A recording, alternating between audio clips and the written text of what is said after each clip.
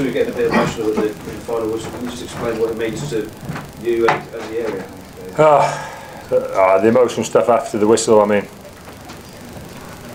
it's hard to describe really. I don't think, it's one of those funny things. I'm not going to try too hard to try and describe it. It just happened, and you know, my wife and family were here, and they probably taking the brunt of what you go through day by day. You know, because it's not, Gareth, the players have been very strong, and for a long time at Exeter, there's lots of things haven't not gone our way.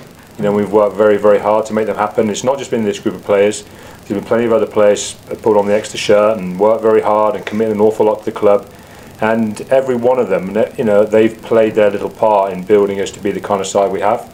Obviously, there's particularly the players who helped us get promoted and helped us stay in the Premiership those first few years and get established within the Premiership and within the Heineken Cup. You know, they're very important people. And for me, you know, I've worked a lot with those players, and you've seen them. Some of them have to leave, and you've seen us have to try and move on as a side. And a lot of players who are massively emotionally involved in this club and in this team are not here, and don't get the reward of today. And there's a lot of coaches and there's a lot of other people who are massively emotionally involved with what's been achieved today, and no one even knows about it. And I know about them, and I feel a lot for them, and I feel a lot for the things that we've gone through. And to a degree, it came to a bit of a head in the last few minutes of the game. It does feel like it's been a long journey getting here.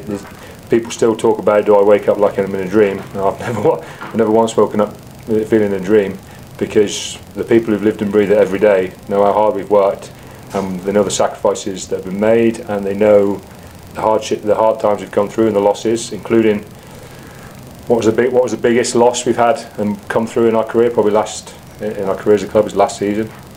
And Gareth's quite right, we did need to have a stiff word with ourselves after a few weeks, but it's easy to have a stiff word with people, but you need people with character to take it on board and work every day and decide to do something about it. And the truth about today is Exeter had a group of players who were prepared to listen to me and the other coaches tell them that what we were doing wasn't good enough, and they were prepared to take it on the chin and work harder and do more and take the season into their own hands. And from the day they decided to take it back into their own hands, they've been magnificent. You haven't seen some of the stuff they've gone through in training. They've been magnificent, and they've reaped the rewards today. Is it beers on the bus and fish and chips and that? Or? Cider and pasties, nothing changes. Rob, the chairman's already been on TV and said he wants Europe. When you sort of get over this weekend, the celebrations on Monday, do you get your head down again and sort of look at that and thank the chairman for what he said on national TV? To be fair, we have to look at it like that. If you look at it any other way, I'm certainly going to sit here and go, that's what Exeter's all about now. We've won the Premiership, we're the best team in the Premiership, and I'm not going to run away from saying we're the best team in the Premiership, because we finished level with points. You know, I'm talking about the Premiership as a competition. You know, everyone's got massive respect for Saracens and what they've achieved the last few years. But if you take the Premiership as a single competition, ourselves and Wasps finishing the top 2 slots, we battled it out today to the players have been an absolute standstill, and it's been split by 3 points. You know, that was what the Premiership was about. And as great as today is, it can't be the defining thing about Exeter. If this is it now and we're on a nice downward spiral from now, I should be hugely disappointed, and I'll have massively failed in a large part of my job. We've got to where we are now, and I'm not going to talk about, you know, building for the future or whatever. We will enjoy today to the max, but the truth is we need to put a group of players together in this close season who are going to turn around and not say, I'm going to do something about losing the final. They're going to say, I'm going to do something about the fact that we are now the Premiership champions, and I'm going to do something about that to make sure that it stays that way. And part of that will be us playing better and performing better than we did last season in Europe. You know, we've let ourselves down in Europe for a couple of seasons now with our performance in the first round, and it should be a marker for us that we're not going to let that happen again. And I don't mind Tony saying that should be a marker for us. It should be. It should be a marker for us as coaches, and we should lay out as a marker for the players, because that's how we're going to get better. Rob, okay. For Exeter as a city, the job's only half done. What's your advice to Paul Tisdale tomorrow when it's going into extra time? Well, hopefully it doesn't go into extra time.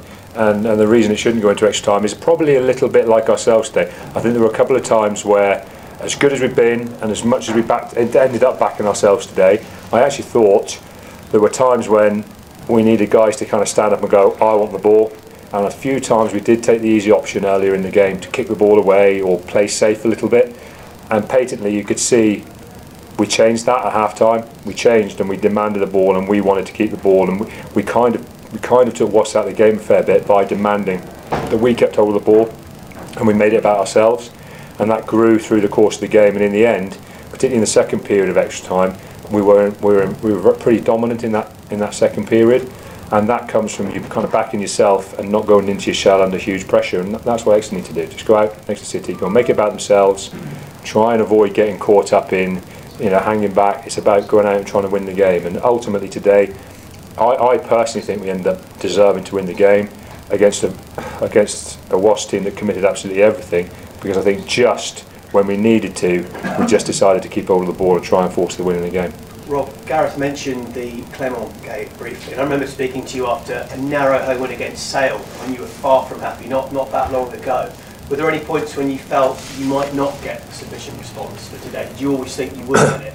The Sale game was a tough one. Sale and Bristol game came back to back, and they came around the time of the LV Cup semi-final final, and we lost. We didn't lose our way because we toughed it out, but I think as a group we kind of, although we were going very well, I think we kind of looked around, and I'm not going to say we got complacent, but I think the LV Cup and the Premiership, they're a tough mix, and as you saw, you know, we were not committing guys into that LV Cup final who were going to play in the Premiership for us. We didn't commit to that, and we kind of structured those 2 or 3 weeks around getting a group of players ready to get back into the Premiership. The Premiership was our key focus. Now I feel fully justified by it, by going, it was all about the Premiership, and a lot of our training focus, the players we kept back.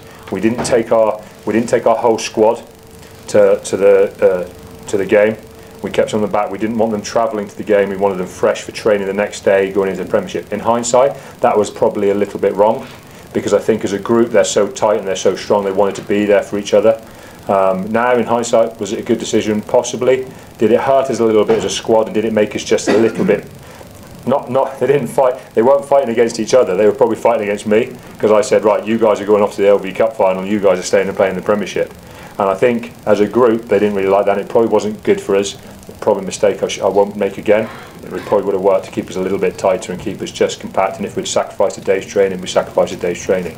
And I think that dented us a little bit going to the Sale game, but we bounced through it, and eventually those tough performances have been the ones that have made us, because the group have got very used to being either behind or in very tight games, and they've come through them. And if all of those little bits added up to being what we could produce today, well, fantastic, because ultimately that's what's happened, isn't it? There's been an experience that these guys have gathered together that they've come through with today. Rob, the turning point of that season where you said, you know, everyone sat down and decided they weren't going to let it peter out, do you think that and going on to win the Premiership now, do you think that teaches Exeter Chiefs how to turn a championship win into a dynasty? Well, it teaches me that within the next couple of weeks they're all going to get a phone call or an email, and they're all going to get told, right, now's the time to pull your socks up. You know, and you can only celebrate a Premiership final so long before someone comes and snatches it away from you, and that normally starts week 1 of the Premiership. Someone comes and slaps you, and that's what happened to us last season. And I've got my job, and the rest of the coach's job is to make sure that between now and the start of pre-season and the start of that first game, that we shake ourselves out of thinking things will just be okay if we just turn up. You can't just turn up for pre-season. I want to have a squad of players there that if they look around and the guy's just turned up for pre-season, he never gets back in the first team. And that's the message they're going to get. You know, if you think you can have a rest now and everything's going to be okay, you can turn up in our first Premiership squad and think you're going to be fine. That's not going to happen. That's the tough part of it, and I think that's what the very good teams do very well. And it's as harsh as it's going to be for me to do it in the next few days. That's certainly what's going to happen. Rob, how much time do you actually give yourself to celebrate this, and what's next for you personally? When do you go back to the farm? I'll be back on the farm tonight at some stage, and I'm looking forward to having a little bit of time off and helping my brother do a couple of things that, you know, we've decided we're going to do together, and have a bit of a break. But ultimately, you know, there are some things I've got to start dealing with on Monday morning, but that's the job. That, you know, I'll crack on with it Monday with a smile on my face, because it's all very positive. Our squad is pretty settled for next season. We're within 1 or 2 places of having it completely finalised and being very happy. I'm certainly very happy with it as it is. and it feels to me fantastic that a group of players, largely who've gone through a losing final, now a final, and have experienced both lots of emotions, largely they're intact for next season. We've got a really talented group of young English players who are getting better day by day, and we've got a group of people who've come into the club and bought in 100%, and I'd be very disappointed if I don't see us be at least as strong a side as we've been this year right from the start next season. We're not, the boys are going to get told we're not going to leave it 5 or 6 weeks next week. And the next season it's going to be from day one, we're going to be a better side. Great, thank you guys.